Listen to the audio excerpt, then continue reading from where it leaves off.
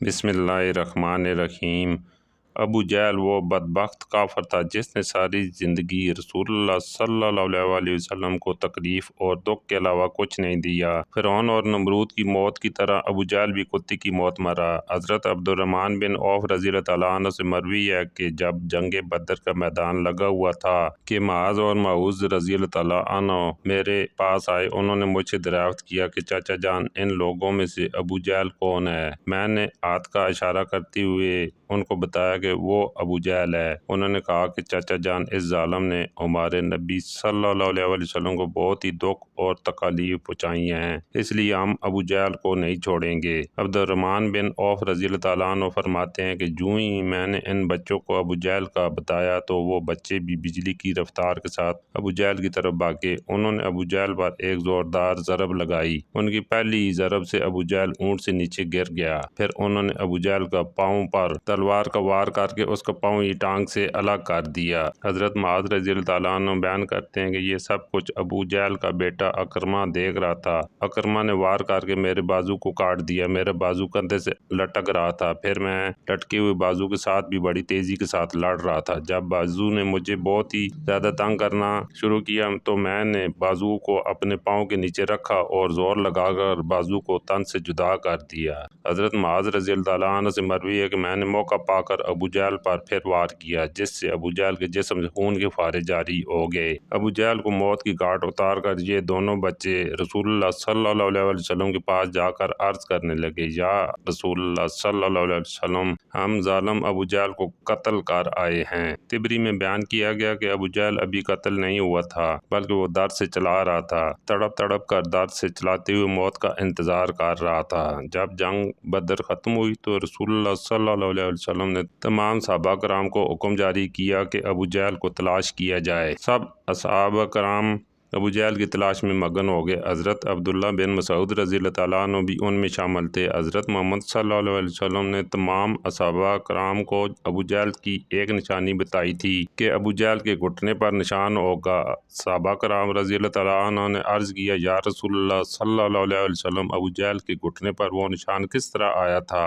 رسول اللہ صلی اللہ علیہ وسلم نے فرمایا، ایک دفعہ میں اور ابو جہل عبداللہ بن جدعان کے گھر دعوت میں شامل تھے۔ اس وقت تمہاری عمریں بہت چھوٹی تھی، ہم دونوں میں سے کسی بات کو لے کر لڑائی ہوئی۔ میں نے ابو جہل کو زور سے دھکا دیا تھا جس کی وجہ سے ابو جہل زمین پر گر پڑا تھا۔ ابو جہل کے گھٹنے پر گہرا زخم آ گیا۔ وہ زخم تو ٹھیک ہو گیا تھا لیکن اس کا نشان آج بھی ہے۔ یہاں اب مسعود رضی اللہ تعالیٰ عنہ فرماتے ہیں کہ میں میدان میں ہر لاش کو الٹ الٹ کر دیکھ رہا تھا کہ مجھے ایک جگہ پر ابو جہل زخمی حالت میں نظر آیا۔ میں اس کے پاس گیا تو میں نے دیکھا کہ وہ ابھی مرا نہیں تھا بلکہ زندگی آخری سانسیں لے رہا تھا۔ اس کے جسم سے خون کے فوارے جاری تھے۔ پھر میں نے رسول اللہ صلی اللہ علیہ وسلم کو بتائی ہوئی نشانی کو دیکھا تو مجھے یقین ہو گیا کہ یہی ابو جہل ہے۔ میں نے اس کی گردن پر اپنا پاؤں رکھ کر اس کو زور سے گھسیٹا تو درد کے مارے اس کی چیخیں نکل پڑیں۔ میں نے ابو جہل سے مخاطب ہو کر کہا کہ اے خدا کے دشمن، اللہ تبارک تعالیٰ نے تجھ کو ذلیل و خوار کر کے رکھ دیا ہے۔ ابو جہل مجھ سے کہنے لگا کہ اس میں ذلت والی کیا بات؟ میں تو اس آدمی سے بدلہ لینے کے لیے آیا تھا جس شخص کو تم لوگوں نے قتل کر دیا ہے۔ اس نے مجھ سے دریافت کیا کہ بتاؤ اس جنگ میں فتح کن کی ہوئی؟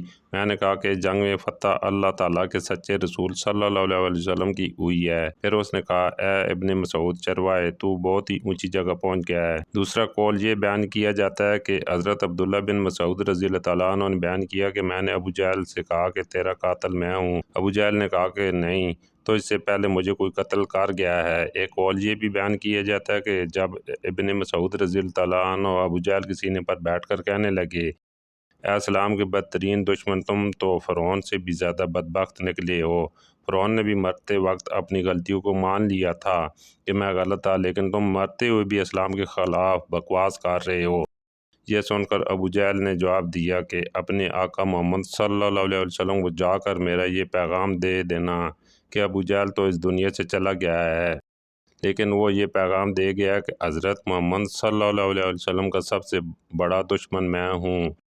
ابو جہل کی زبان سے یہ سن کر میں نے ابو جہل کی تلوار پڑی اور اسی سے ابو جہل کے جسم سے اس کا سر جدا کر کے رکھ دیا۔ فرماتے ہیں کہ میں نے جسم سے سر کو جدا کر کے نبی کریم صلی اللہ علیہ وسلم کے پاس لے گیا۔ میں آقا دو جہان صلی اللہ علیہ وسلم کی بارگاہ میں ابو جہل کا سر پیش کرتے ہوئے عرض کی، یا رسول اللہ صلی اللہ علیہ وسلم یہ لو ابو جہل کا سر۔ رسول اللہ صلی اللہ علیہ وسلم نے فرمایا کہ قسم ہے اس ذات کی جس کے قبضے میں میری جان ہے، بے شک یہی ابو جہل کا سر ہے۔ پھر آپ صلی اللہ علیہ وسلم نے ابو جہل کے سر کے پاس کھڑے ہو کر فرمانے لگے، یہ کافر ابو جہل اس امت کا سب سے خطرناک اور ظالم فرعون ہے۔ ہر امت میں ایک فرعون ہوتا ہے، جبکہ میری امت کا فرعون ابو جہل تھا۔ اللہ تعالیٰ کا لاکھ لاکھ شکر ہے کہ یہ بدبخت ہلاک ہو گیا۔ روایت میں اس طرح بیان کیا گیا ہے کہ رسول اللہ صلی اللہ علیہ وسلم شکرانے کے نفل ادا کیے۔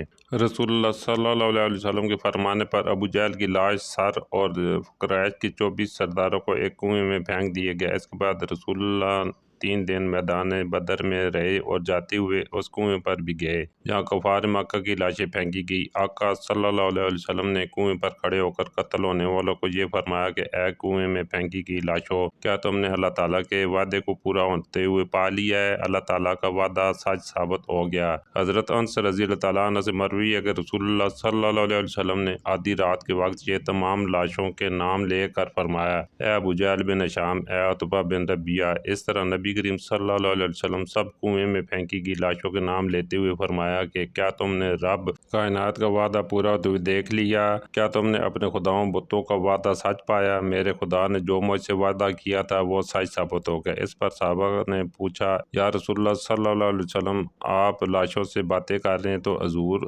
کریم صلی اللہ علیہ وسلم نے فرمایا کہ جو باتیں میں ان سے کر رہا ہوں تم ان لاشوں سے زیادہ نہیں سنتے ہو، بس یہ لاشیں بول نہیں سکتی، سب کچھ سن رہی ہیں۔ امام طبری لکھتے ہیں کہ محمد بن اسحاق بیان کرتے ہیں کہ بعض علماء کرام نے یہ بات بیان کرتے ہوئے کہا کہ تم لوگوں نے مجھ سے دشمنی کی بلکہ دوسرے لوگوں نے مجھ سے دوستی کی۔ تم نے مجھ کو میرے شہر سے نکال دیا، دوسرے لوگوں نے مجھ کو اپنے شہر میں پناہ دی۔ تم لوگ مجھے جھوٹا کہتے رہے، دوسرے لوگوں نے مجھ سے سچا اور آخری نبی کہا۔ تم لوگوں نے مجھ کو بے شمار تکالیف دیں لیکن دوسرے لوگ میری تمام پریشانی میں شریک رہے۔ اس کے بعد رسول اللہ صلی اللہ علیہ وسلم نے فرمایا کہ میں نے اپنے رب کائنات کے وعدے کو سچ پایا ہے۔